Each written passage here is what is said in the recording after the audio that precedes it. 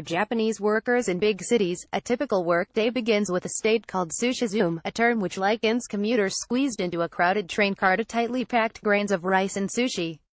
Essentially, Ikigai is the reason why you get up in the morning. The stress doesn't stop there. The country's notorious work culture ensures most people put in long hours at the office, governed by strict hierarchical rules. Overwork is not uncommon, and the last trains home on weekdays around midnight are filled with people in suits. How do they manage? The secret may have to do with what Japanese call Ikigai.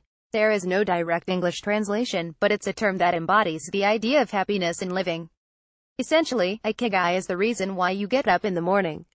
You may also look at and you work yourself to death. Is this the secret to Swedish success? We had to give them bonuses to leave or light. Those in the West were more familiar with the concept of Ikigai. It's often associated with a Venn diagram with 4 overlapping qualities: what you love, what you are good at, what the world needs, and what you can be paid for. For Japanese, however, the idea is slightly different. One's Ikigai may have nothing to do with income. In fact, in a survey of 2,000 Japanese men and women conducted by Central Research Services in 2010, just 31% of recipients considered work as their Ikigai. Someone's value in life can be work, but is certainly not limited to that. A closer look in a 2001 research paper on Ikigai, co-author Akihiro Hasegawa, a clinical psychologist and associate professor at Toyo Iwa University, placed the word Ikigai as part of everyday Japanese language. It is composed of 2 words: iki, which means life, and gai, which describes value or worth. According to Hasegawa, the origin of the word Ikigai goes back to the Heian period 794 to 1185. Gai comes from the word kai shell in Japanese, which were deemed highly valuable, and from there Ikigai derived as a word that means value in living. There are other words that use kai, yaragai or hatarakigai, which mean the value of doing and the value of working. Ikigai can be thought of as a comprehensive concept that incorporates such values in life. There are many books in Japan devoted to Ikigai, but one in particular is considered definitive: Ikigai no Suite about Ikigai, published in 1966. The book's author, psychiatrist Miko Kamiya, explains that as a word, Ikigai is similar to happiness but has a subtle difference in its nuance. Ikigai is what allows you to look forward to the future even if you're miserable right now.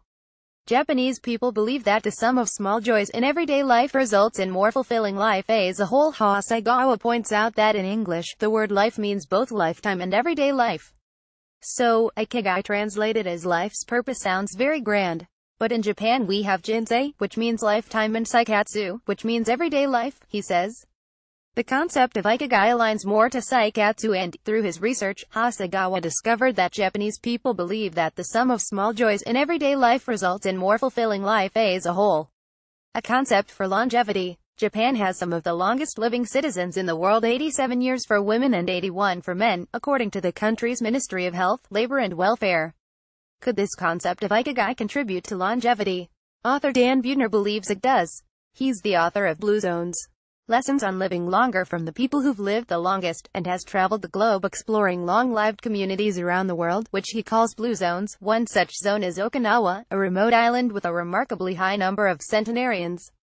While a unique diet likely has a lot to do with residents' longevity, Buettner says Ikigai also plays a part. Older people are celebrated. They feel obligated to pass on their wisdom to younger generations, he says.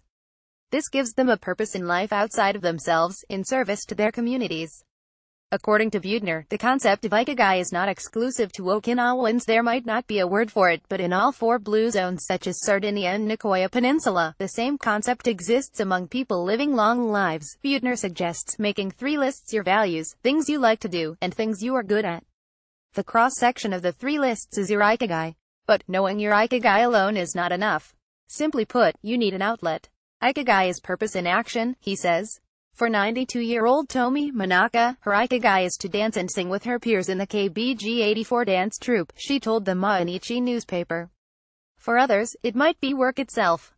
Take action in a culture where the value of the team supersedes the individual. Japanese workers are driven by being useful to others, being thanked, and being esteemed by their colleagues, says Toshimitsu Soa, CEO of HR consulting firm Jinsai Kenkisho. CEO of executive recruiting firm Probity Global Search Yuko Takato spends her days with highly qualified people who consider work as their ikigai and, according to Takato, they all have one thing in common: they are motivated and quick to take action. If you want to start a company but you are scared to dive into the unknown, go and see someone who is already doing something similar to what you have in mind. By seeing your plans in action, Takato says, it will give you confidence that you can do it too. Think smaller. That's not to say that working harder and longer are key tenets of the Ikigai philosophy. Nearly a quarter of Japanese employees work more than 80 hours of overtime a month, and with tragic outcomes. The phenomenon of karoshi death from overwork claims more than 2,000 lives a year. Ikigai is about feeling your work makes a difference in people's lives. Ikigai is about feeling your work makes a difference in people's lives. How people find meaning in their work is a topic of much interest to management experts. One research paper by Wharton management professor Adam Grant explained that what motivates employees is doing work that affects the well-being of others and to see or meet the people affected by their work. In one experiment, cold callers at the University of Michigan who spent time with a recipient of the scholarship they were trying to raise money for brought in 171% more money when compared with those who were merely working the phone. The simple act of meeting a student beneficiary provided meaning to the fundraisers and boosted their performance. This applies to life in general. Instead of trying to tackle world hunger, you can start small by helping someone around you, like a local volunteering group. Diversify your ikigai. Retirement can bring a huge sense of loss and emptiness for those who find their ikigai in work. This can be especially true for athletes, who have relatively shorter careers. Champion hurdler Dai Tamesu, who retired in 2012, said in a recent interview that the fundamental question he asked after he retired was, what was it that I wanted to achieve by playing sports? For me, what I wanted to achieve through competing in track and field was to change people's perceptions. After retiring, he started a company that supports sports-related business. Tamesu's story shows the malleable nature of Ikigai and how it can be applied.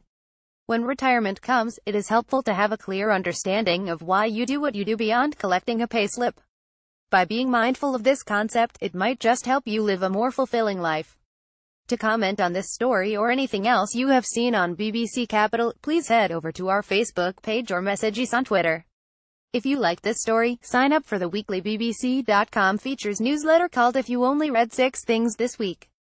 A hand-picked selection of stories from BBC Future, Culture, Capital and Travel, delivered to your inbox every Friday.